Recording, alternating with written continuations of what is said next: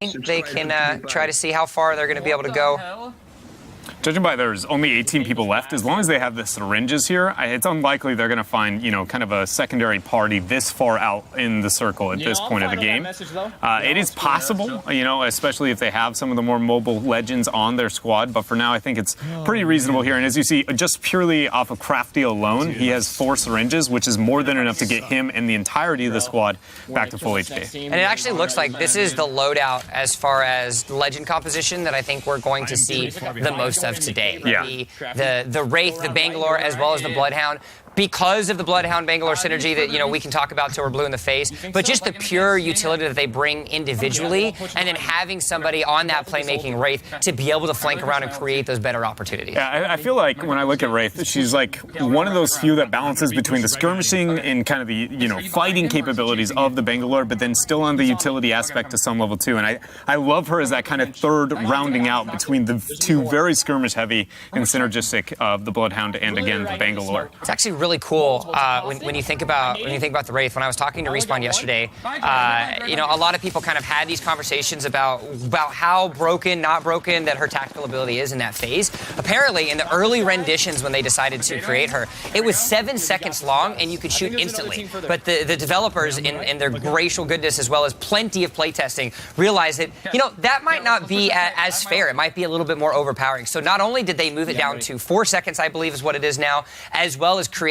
animation when you come out. But if you're a Wraith main, when she comes out of that, when she comes out of the phase mode animation, she's actually clenching her fists and then comes out and releases her fist. So it's like releasing the frustration of being in this kind of like alternate universe. So it's like the little things like this that Respawn has really tried to kind of implement into the game and show that extra depth to it itself. It's a common trope with characters that travel between dimensions. They usually really wish that they weren't doing it, Yeah, no, they aren't happy with their burdens. Yeah. They definitely they wear, again, a burden that maybe they don't want to be able to have, and it feels like their life is literally, can they overcome said struggle? And right now, it feels like at least Crafty and friends are able to do so. They only have 3 people left, already popping Beast of the Hunt. We got very few opportunities that anybody could be that wide. Great flank up the rock. Pops 2 with the Peacekeeper, finds 1 in the track. And this is actually really interesting. Scouting and then choosing to use the upgrade there with the choke and volunteering what target you want. This is one of the few moments that you can do that due to Beast of the Hunt here.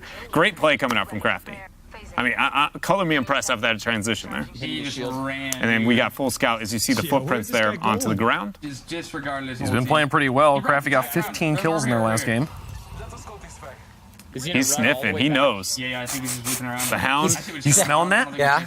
Smells like He's 100% pumpernickel. back to his teammates. Did Really? we thirst? Why Does not? death smell like pumpernickel? No, it smells like death. It doesn't. Pumpernickel smells like pumpernickel. I don't know. We smelled the same thing, but we had very different results. Tastes like So, interesting. Team MDK has switched to Gibraltar, so we do have somebody playing Gibraltar. We got a North American We got it, Gibraltar! And that means that now every character has been represented in some way, shape, or form. I got the fast kill backpack. A lot of loot here to choose from. What do we end up landing on? Still the choke. Pretty good scout, or scope as well here on the Peacekeeper. I don't know what we have on the Wingman. Ideally, you'd like any kind of magazine increase. Where's this guy go, man? And, basic scoping, you feel pretty good.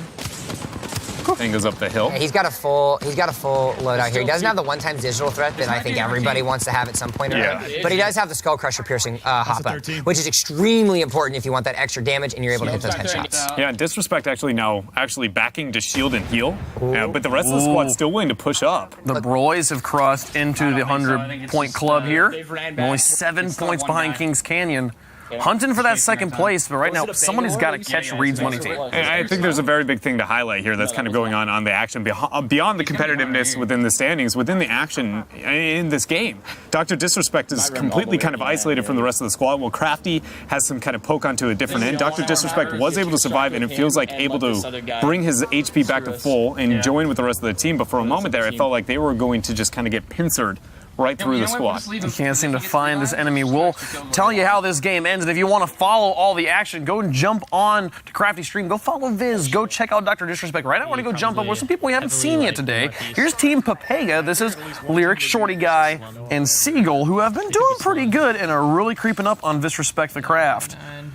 I'm sad to see that Seagull does not have an immediate wingman, but let's be real, that could be loot or just difference of preference. By no means does he have to. It's just that in my head, that was Dreadnought's what I wanted to see.